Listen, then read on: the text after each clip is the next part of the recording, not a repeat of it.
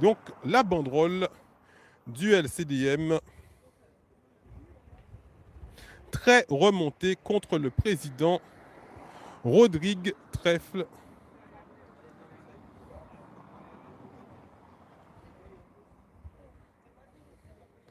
Donc c'est vrai que c'est très courageux de leur part, hein. Franchement, ce matin, depuis 4 heures du matin, le rond-point de Cœur de Jarry était bloqué. Depuis 4 heures du matin, ils étaient sur place. Des camions de tuf, de pneus de voiture. Vous allez pouvoir retrouver cette vidéo sur l'une des dernières vidéos qu'on a partagées sur Info Plocost TV.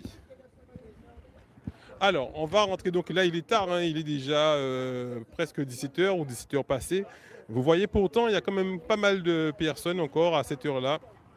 Ici, pas mal de personnes présentes ici. Donc, nous allons effectivement, voyons, bayou la parole.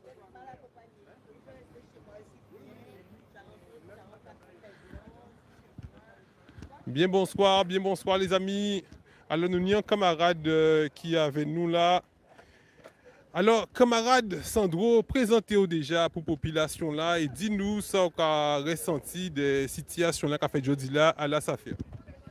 Alors, sans pédi, et d'ailleurs, je vais le prendre en français parce que je pourrais peut-être pas forcément le dire en créole comme je voudrais le dire, puisque bon, j'ai pas la maîtrise qu'il faut. Bon, enfin, en tout cas, une chose est sûre, c'est que je trouve qu'on est dans une ère aujourd'hui où je trouve que il y a beaucoup trop de problèmes qui remontent à la surface, comme si nous n'avions jamais connu ça. Donc, à un moment donné, il faut effectivement qu'on mette la balle au centre et qu'on revoie un peu les pratiques, les méthodes, le fonctionnement des uns et des autres.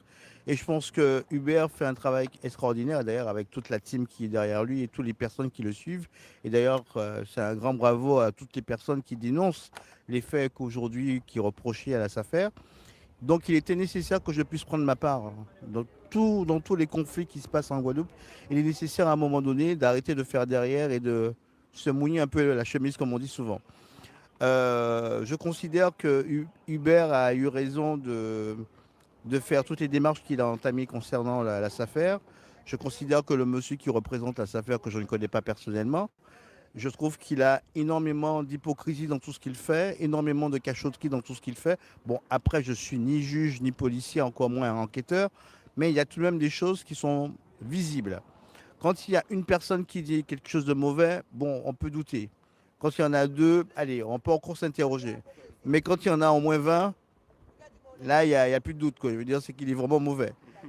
Donc, moi, je pense que, partant de ce principe, le combat qui est mené aujourd'hui à la SAFER est nécessaire. Et s'il faut effectivement que ça aille au-delà de ce qui est déjà fait depuis tantôt, quelques jours, ben, il faudra qu'on y aille. Et il ne faudra pas faire derrière. Donc, je pense que le soutien que je puisse donner à ce mouvement, hein, du LCDM, c'est justement d'emmener ma pierre à l'édifice parce que j'estime que à mon âge, bon ben, on n'a plus grand-chose à démontrer, mais par contre, on peut encore donner l'exemple à d'autres. Et donc, je prends ma place complètement à travers tout ce qui est mené, en tout cas aujourd'hui, par Hubert Kiaba et toute son équipe. Voilà un petit peu ce que je pouvais dire. Et d'ailleurs, je dirais également aux Guadeloupéens qui sont autour, qui nous regardent, hein, qu'il n'y a jamais de fumée sans feu.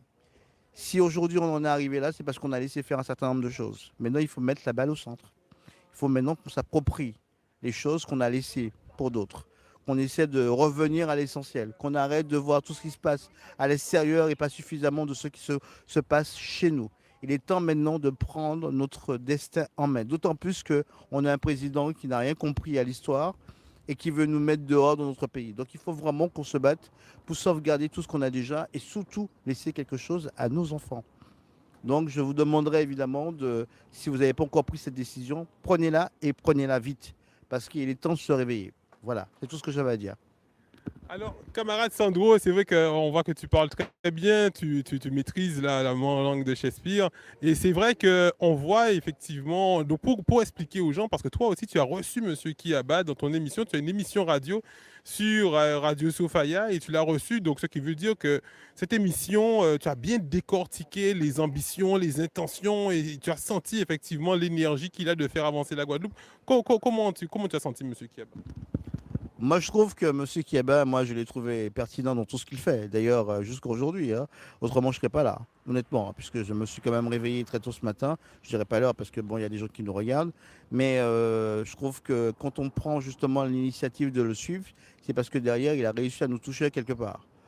Et je pense que le combat qu'il mène, beaucoup souffrent, beaucoup souffrent. Pas plus tard que ce matin, j'entendais un audio avec une femme qui pleurait au téléphone pour lui parce qu'elle avait un problème qui était vraiment un truc gros comme une montagne et que ces personnes de la SAFER s'imaginent qu'ils sont détenteurs de tout, qu'ils peuvent faire la pluie et le beau temps comme si de rien n'était, sans que qui que ce soit vienne leur dire pourquoi et pourquoi pas. Donc je pense qu'à un moment donné,